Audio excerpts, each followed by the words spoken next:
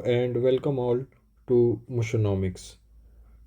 This is sixth lecture of our complete economy syllabus series, and this is the Telegram channel which you can follow, Mushonomics. Uh, in this channel, you will be getting all PDF notes that we are discussing here. So you need not to write anything. Whatever we are discussing, whatever is being written on the screen, everything will be available in the PDF form, so you can download from this channel. Fine. So let's start our discussion today. Today we will be completing the concept of microeconomics. So this will be the last class of first module, microeconomics. We will be completing entire concepts of microeconomics that is required in UPSC today. So this will be our last class of first module. Next class onwards we will be starting our second module, that is national income. So let us begin this. In this module in this class we have to understand few basics, definition of production, short run and long run law, and associated concepts. So we can wind up this class uh, after completing these things, right? So let's start with the class. We have discussed what is production in our last discussions. What is production? The simple meaning of production is nothing but converting inputs into output. Converting inputs into output. Inputs into output, right? This is the simple definition of production. And now what is production function then? Production function is nothing but it is a technological relation. It is a technological relation between input used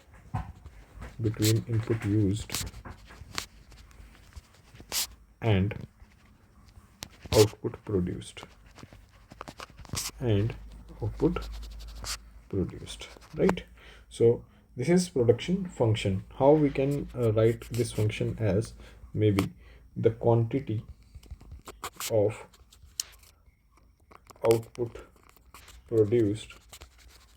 Maybe we can give a name, q output, quantity of output is equal to function of many things, function of land, labor, capital, etc. There are many things. We will be discussing these things little later in macroeconomic concepts. So the quantity of output produced is function of land, labor, capital, and many other inputs, right? Now this production function is the function of these inputs. So we can discuss factors of production. So on the basis of their mobility, etc., the factor of production can be divided into two types: fixed and variable. Fixed factors of production and variable factors of production. As of now, we can take the meaning of factor of production nothing but inputs only. Factors of production is nothing but inputs only, right? So we can take this. Now fixed inputs and variable inputs we are talking about. So fixed inputs are those inputs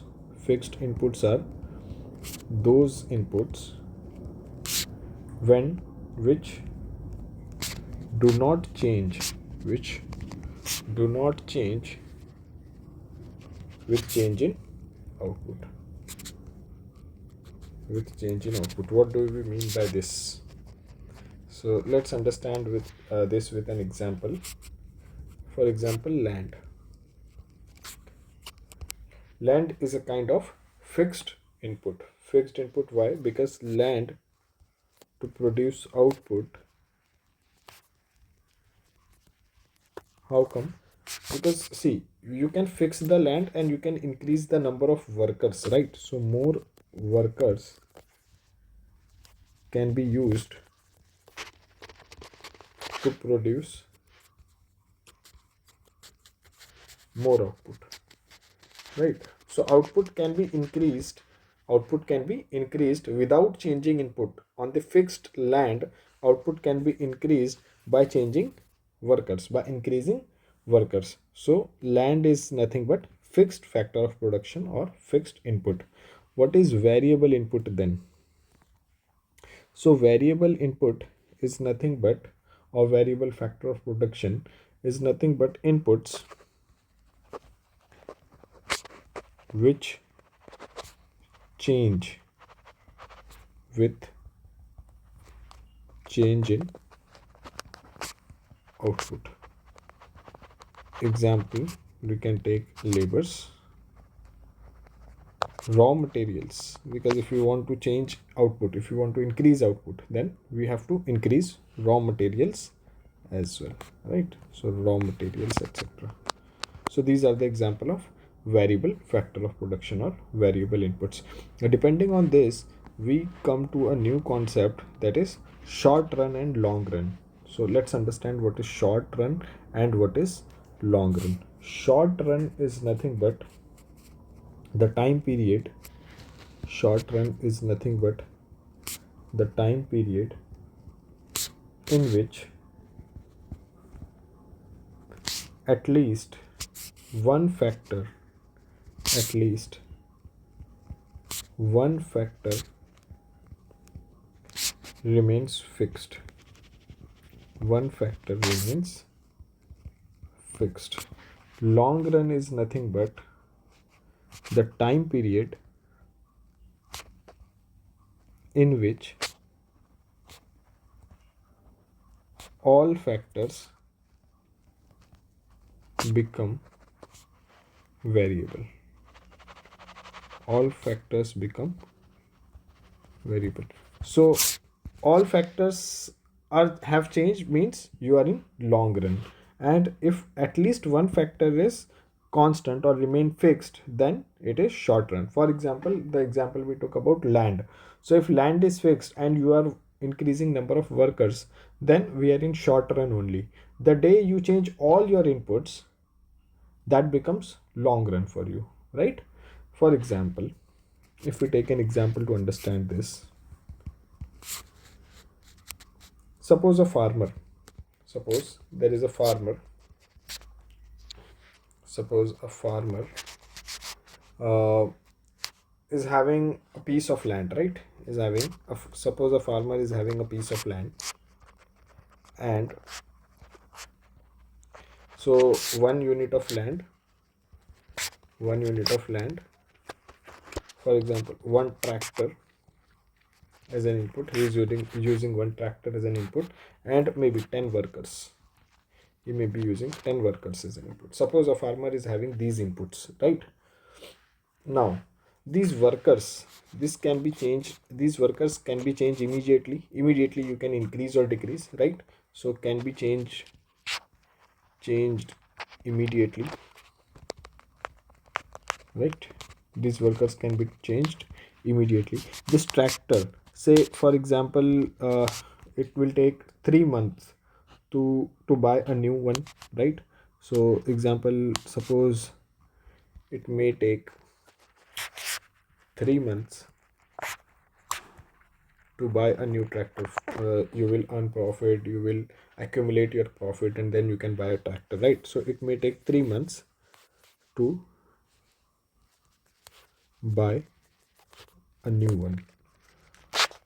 So till the time you are having only one tractor, right? But after 3 months you will be having two tractors. So the input has increased. So this input will increase. The tractor will increase after tractor will change after 3 months, right? For 3 months you are having only one tractor. But the land, it is a kind of costly input. So for example, we may take, like it will take somewhere around 6 months to buy a new piece of land,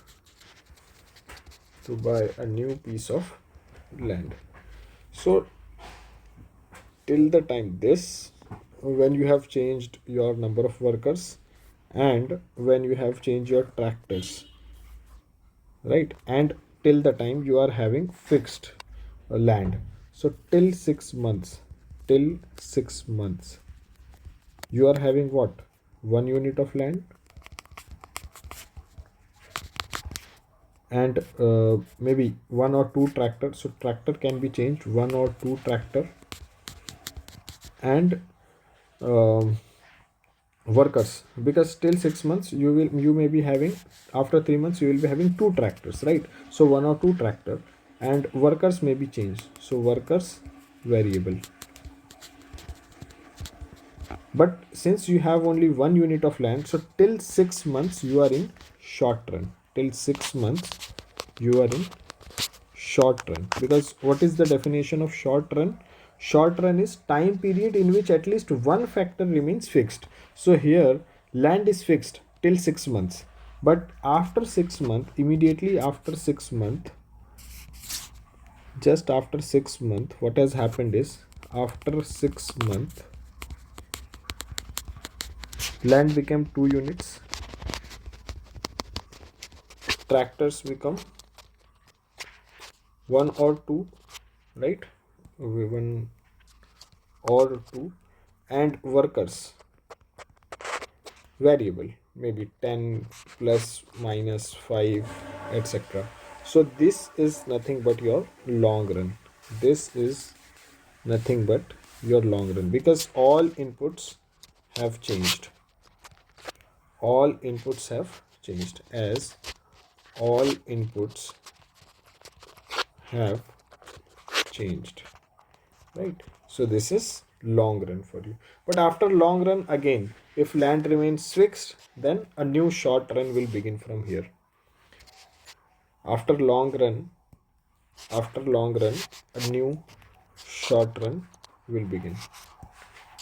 A new short run will begin.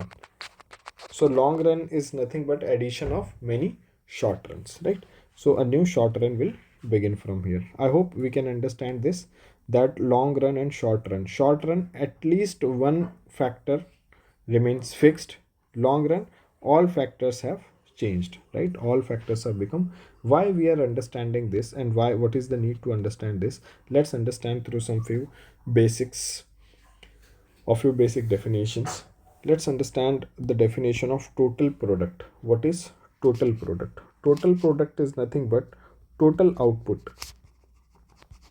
Total output produced after using all inputs, after using unit all units of an input,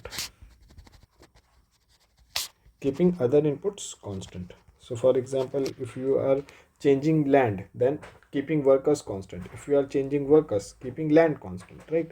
So keeping all other inputs constant. All other inputs constant. I will make you understand this through an example. Here we can understand the example of total product as maybe 10 workers are used to produce 100 units of output. 100 units of output, maybe clothes, shoes, anything. 100 units of output. So these 10 workers, when we are using these 10 workers, we are keeping all other inputs constant. All other inputs constant. So this is known as what? Total product. Total product is what? Utilizing one input, all units. All units of one input, keeping other inputs constant. This is known as what? This is known as total product, right? For example, we have utilized all our 10 workers and we have produced 100 units of output. Second one is simple, average product. Average product is nothing but the average per worker, right? Average production per worker. So we can define it like this. Average product is nothing but average product is equal to total product divided by total inputs used, number of inputs, units of inputs used. So in our example, the example we have taken earlier, 10 average product will be total product is how much? 100 units. Total workers have been used as 10. So average production is nothing but what? 10 will be the average production or average product, right? Now we come to another definition, that is marginal product. What is marginal product? Let's understand marginal product. So marginal product is nothing but addition to total product, addition to total product by an extra unit, of input. If we have increased one input, one extra unit by an extra unit of input, so if we have increased 1 unit of the input, what the total addition, what is the difference in total addition, that will be known as marginal product. To understand these three concepts, total product, average product and marginal product, let's understand this table. I have just drawn this table. I have not filled it because if I'll fill, then it may create confusion, right? So I will fill by explaining also. While explaining, I will fill this table. So for example, we are keeping land constant, 1 unit of land. So we are keeping land constant in this experiment. We have kept land constant, 1 unit only throughout the experiment, right? So land we have kept constant. Now we will increase labor time to time. So for example, initially there is no labor. If there is no labor, there is no production. So total product is 0. There is no question of average product then, right? There is no question of marginal product. Now let's see. For example, I am increasing labor. For example, I have increased labor and our total product I have produced is 10. So one worker, one labor has produced 10 units of output, right?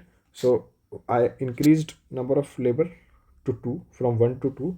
Now output produced is 24. I am taking random values. Increased another labor, then output produced is maybe 42. Then another labor increased, fourth labor, and total labor is 4 and output produced is 56. Total product is 56. Then number of labor increased 5 and output produced is random number 65, right? Then another labor increased, then it is 72. Then other labor also increased, then it is 76. Then another labor increased, then it remains 76, and another labor increased 9 and suppose it goes to 72, right? Okay, 72. Now average product, how we calculate average product? Total product divided by total input. So 10 by 1, that is 10. Here 24 by 2, that is 12. Here 42 by 3, that is 14. So like that we can calculate. 56 by 4, it will become 14 again. Then 65 by 5, that is 13. Then we can calculate 72 by 6, that is 12. Then 76 by 7, that is 10.8 maybe, and 76 by 8 we calculate 9.5 maybe, right? Like that we can calculate. Okay, now come to marginal product, that we have, what we have to understand exactly. So when we have increased one labor, so here one labor is giving you how much output? 10, right? One labor is giving you 10 output. When you have from 0 to 1, you have increased one labor. From 0 to 1, you have increased one labor and he is giving you output, marginal output 10. Total output is also 10, average output, because number of labor is only 1. Now from 1 to 2, you have increased one labor. 1 to 2, you have increased 1 labor. What is the increase in total product? See, 1 labor was producing 10 unit. Now you have increased 1 labor, so both of them, 1 and 2, both of them are producing 24 units. 24 units means what? 14 units extra. That is your marginal product. Marginal product of new worker, new labor. Right? Now you have increased again. You have increased 1 labor. So your output has been increased by from 24 to 42. That is 18 units. Right? That is 18 units. Again, you have increased 1 labor. Now output has increased by 14 units again. Right? Now from 5 to 6, you have again increased 1 labor, and your output has been increased by 65 to 72. 65 to 72. From here 56. Okay, from here 56 to 65, 9 units. Then 65 to 72, 7 units. Right? Then again 1 labor added, so output added is 4 units. These are addition, these are marginal. What is this marginal product? If you are adding 1 extra labor, what is the increase in output? Right? Now again you have increased 1, so here you have added nothing, that is 0, so you have added nothing. No, we cannot, so you have added nothing, so it is 0. Now when you have increased from 8th to 9th labor, your output has decreased. Instead of increasing, the output has decreased. So decreased by 4 units, minus 4. The output has decreased by 4 units, minus 4. Means you are adding, see, from 7th to 8th also, when you added 1 more labor from 7th to 8th, your output has not increased. Your output has not increased means what? Your output has not increased means what?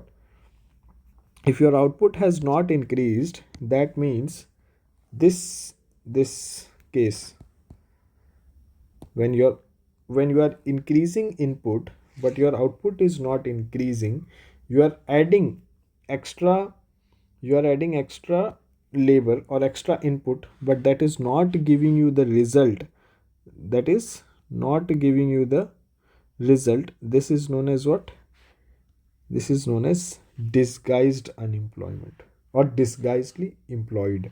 People are disguisedly employed or disguised unemployment. So we can, because you have added but they are not giving you any result. So this is known as what? Disguised unemployment. Hidden unemployment, right? Because people are there but they are not contributing in production, right?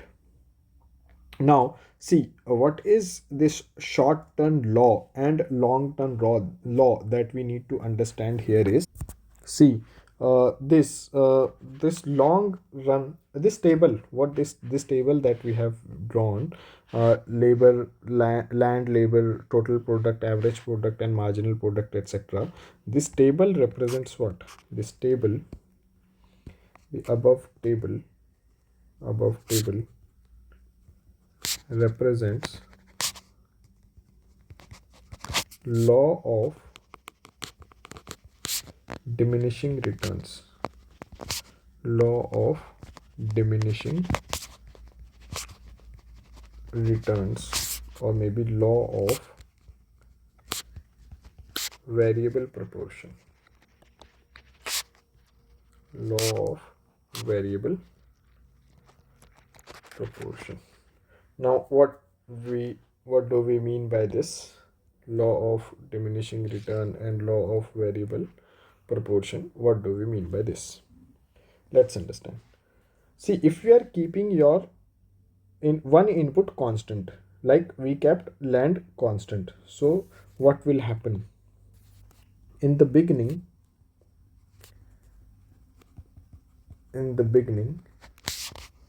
as labor increased,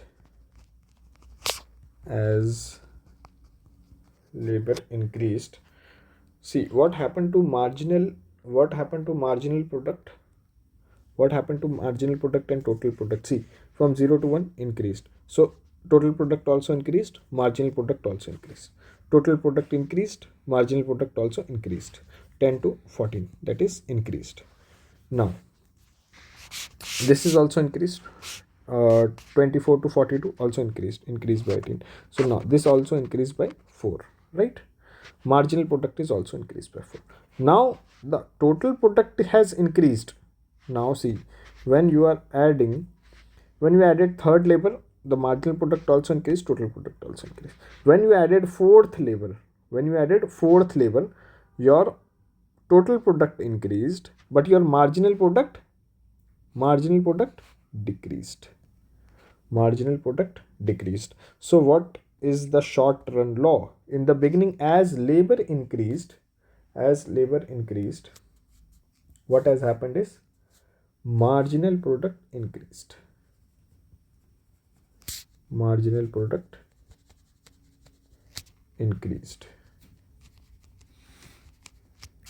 That is, in the table, marginal product from 10 to 18, we are talking 10 to 18, marginal product increased, right?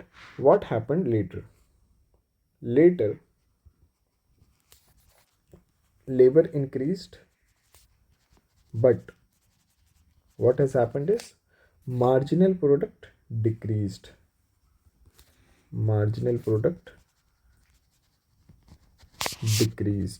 And this decrease in marginal product is known as what? After 18, this decrease in marginal product is known as what? Diminishing returns.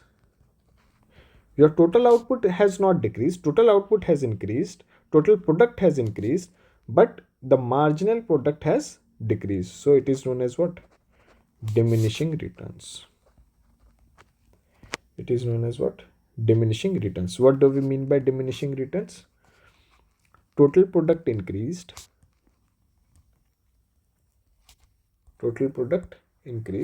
but marginal product decreased, and marginal product will keep on decreasing. See here, this marginal product will keep on decreasing. Now this marginal product becomes what?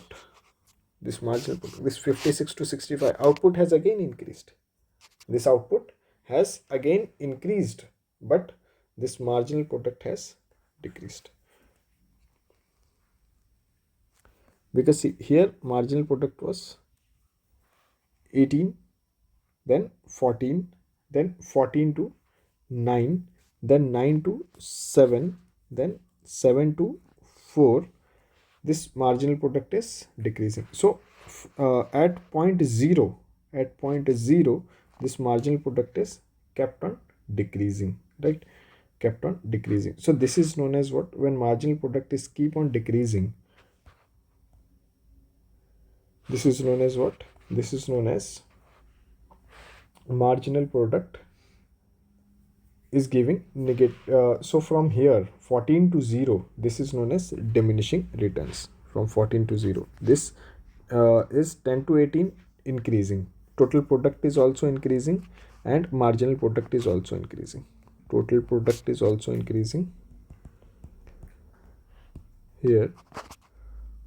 total product is also increasing, total product increases, and marginal product also increases, right? But at this point marginal product decreased, and decreased from which point to which point? 14 to 0. 14 to marginal product from 14 to 0. This is diminishing returns. That means what? As more and more inputs, and now again, if labor increased, what has happened? You see, labor increased again. What has happened? Negative returns. So it's not diminishing return now. Total product also decreased. Marginal product also decreased. This condition is known as what? This is known as negative returns. So why this has happened? Negative returns. Why this has happened? This point I am talking about when marginal product has turned negative, -4. So why this has happened? So this is known as short run law. Short run law. So short run law. What do we mean by short run law? Let's understand what short run law says exactly. So short run law says as as more and more units of a variable input is used, as more and more units of a variable input is used, in our case it is labor, keeping other inputs constant, keeping other inputs constant, what will happen? Total product or total production increases at increasing rate,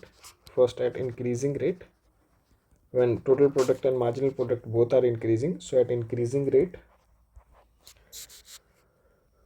total production increases.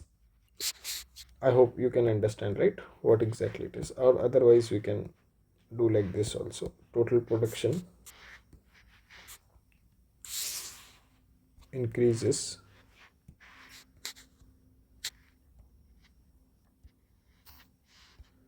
at decreasing rate, not increasing, rather here it is decreasing at decreasing rate. And then finally total product decreases. Total product decreases. This statement is known as what? Short run law. Short run law. That if you are in short run and you are increasing only one input, or you are keeping one input constant and you are increasing in one of the input again and again, then you will not be able to get increasing rate of production every time.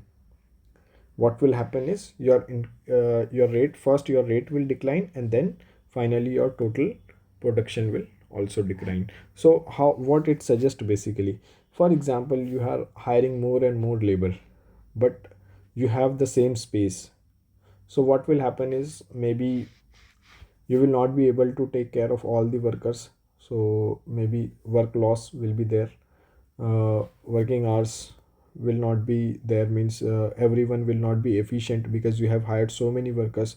So one worker will think that other worker will do this thing, right? Other worker will do. So this is how the things will not work properly, and you will not get efficient output, right? So this is known as what? Short run law. Now we can talk about long run law here, since we have understood what is short run law. So long run law, why this has happened, I hope we can understand from here, from the table, that why this has happened. This has happened because, see, this has happened because keeping land constant, we have kept land constant 1 unit, and we are on the same land, we are increasing number of workers. So somehow it got disturbed, right? Somehow it is not giving us efficient result. Now we can discuss what is long run law. So we can discuss long run law here.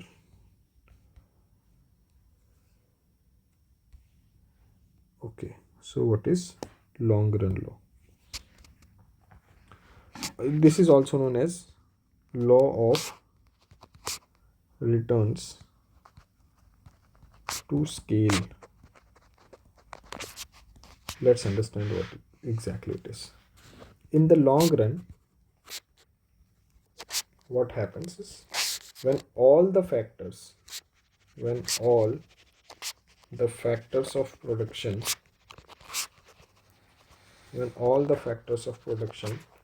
are changed in fixed proportion,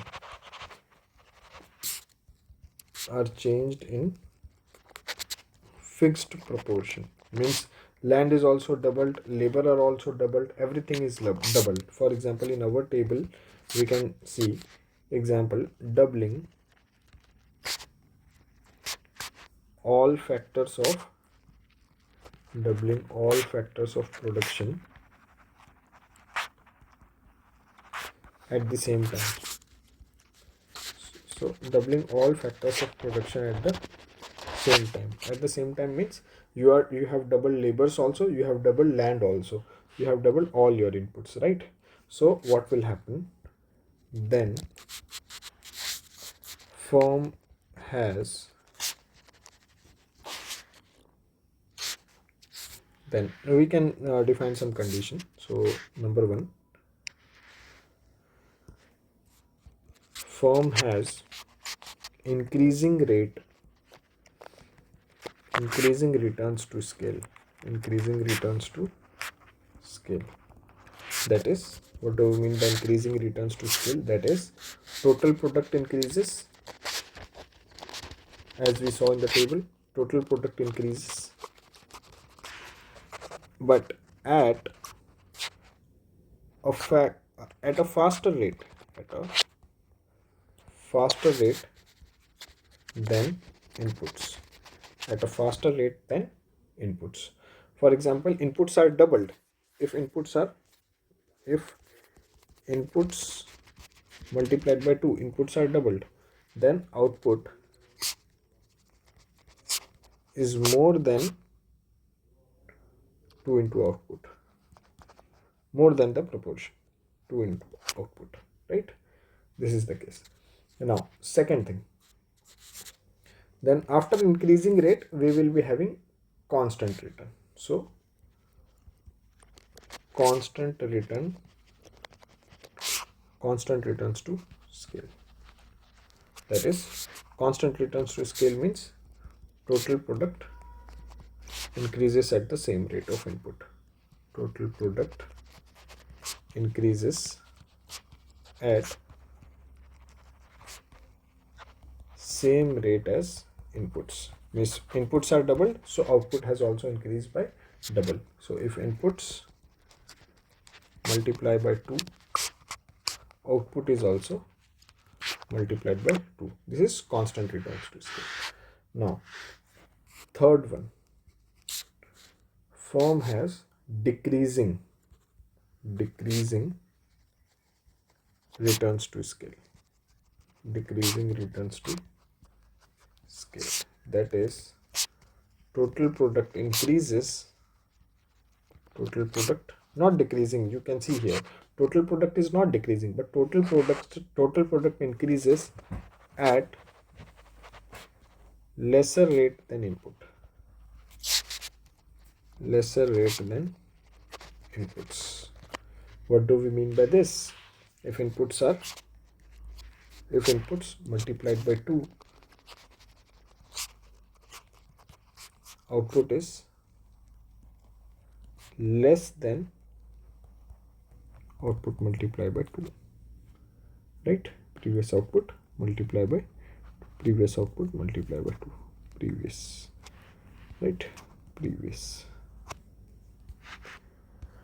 Understood? So why this has happened? See, 1 and 2, point 1 and 2, this point means fast increasing returns to scale and constant returns to scale. Increasing returns to scale and constant returns to scale. What has happened for 1 and 2? 1 and 2 has happened because of economies of scale. You can, if you are doubling your inputs or you are increasing all your inputs at same rate, then you have the advantage of economies of scale. You are expanding, so you can hire good workers, good skill, right? So advantage, good raw materials, you can order raw materials in bulk, so you may get things cheaper. So advantages of large scale production. We will utilize these concepts while using manufacturing, make in India, etc. We will utilize this concept. So advantages of large scale production, right? Now, why point number 3, that is decreasing return to scale? Why this point has happened? So point number 3 happened because diseconomies of scale. Diseconomies of scale. What do we mean by diseconomies of scale? Because of wastage, etc. Maybe when you have increased all your inputs, but now you are spending a lot of time in administration or managing them or other things, not focusing on production. So this is because of wastages, etc. Because of wastages, etc. So this is what this at this point we are ending our first module, where here we have completed our first module of microeconomics. Next module we will be beginning on national income. So module 2 we will be beginning on national income, right? So module 2, national income. So please leave your feedback or any suggestion you want or anything you want me to improve upon. Please let me know how we are carrying these lectures. Writing is okay with you, or you want me to come up with PowerPoint slides or something like that. Please put your suggestions in the comment section. And why I'm writing so much, because see, this is the kind of exam of rote learning. If I will present PPTs and I will explain many things, maybe it may appear very good and very fine, very good with eyes, etc. People think that they are understanding more, but this is how you have to prepare for UPSC, by writing. You have to write, there is no option, right? So thank you very much, and post your comments, suggestions. Take care. Bye bye.